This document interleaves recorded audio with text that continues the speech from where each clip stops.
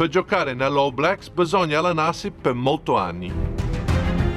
Per diventare psicologo bisogna ottenere una laurea in psicologia. Giocare molte partite e fare esperienze sul campo. Fare l'esperienza del tirocinio e superare l'esame di Stato. Solo così si può arrivare a giocare in nazionale.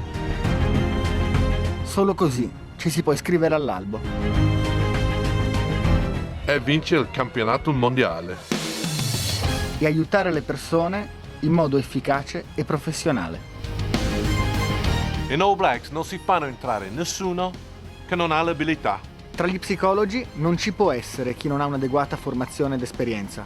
Se vuoi rivolgerti a un professionista per la tua salute o per il tuo benessere, assicurati che sia uno psicologo. Puoi farlo consultando il sito dell'Ordine degli Psicologi della tua regione. Il psicologo è la professionista a tuo fianco.